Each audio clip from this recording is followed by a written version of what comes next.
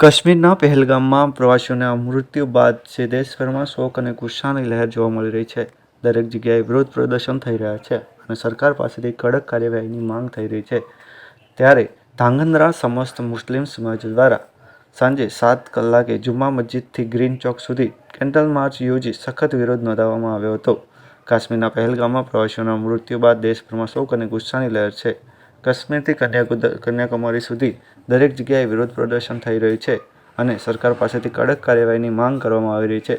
ત્યારે શુક્રવારે સાંજે 7 કલાકે ધાંગધ્રા સમસ્ત મુસ્લિમ સમાજ દ્વારા જુમ્મા મસ્જિદથી ગ્રીન ચોક સુધી કેન્ડલ માર્ચ યોજીને સખત વિરોધ નોંધાવવામાં આવ્યો હતો। ધાંગધ્રા મુસ્લિમ સમાજ તરફથી એવો સંદેશ પણ આપવામાં આવ્યો હતો કે ભારતના દરેક નાગરિક, પછી ભલે તે હિન્દુ હોય, મુસ્લિમ હોય, શીખ હોય કે ખ્રિસ્તી હોય, આતંકવાદ સામે એકજૂથ છે।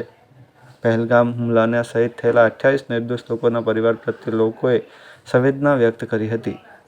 Bureau report Hitesh Rajpara, Dhrangadhra. આજે ધાંગધ્રા મુસ્લિમ સમાજ તરફથી એક મૌન રેલીનું આયોજન કરવામાં આવેલું। પહેલગામની અંદર જે આતંકી હુમલો થયો છે, નિર્દોષ માણસોને ક્રૂર હત્યા થઈ છે, તેને મુસ્લિમ સમાજ સખત શબ્દોમાં વખોડી કાઢે છે અને શ્રદ્ધાંજલિ આપવા માટે સૌ એકઠા થયા છીએ।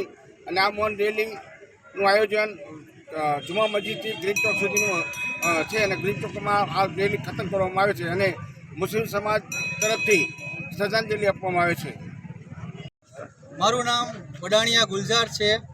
એક મુસ્લિમ સમાજનો ધાંગધ્રાનો નાગરિક છું અને ગતરોજ અમે જુમા મસ્જિદથી ગ્રીન ચોક સુધી એક મૌન રેલીનું આયોજન કર્યું છે કે જે કેન્ડલ માર્ચ સાથે અમે નીકળ્યા છીએ બધા તમામ મુસ્લિમ સમાજ। અમે આ જે ઘટના બની છે પહેલગામની, તેના કડા શબ્દમાં અમે નિંદા કરીએ છીએ અને સરકારશ્રીને કહેવા માંગીએ છીએ કે આવી ઘટના અગાઉ ન થાય તે માટે વધારેમાં વધારે સિક્યુરિટીનો વધારો કરે અને પબ્લિકને તકલીફ ન પડે તેવા પગલાં લે, કડામાં કડા પગલાં લે।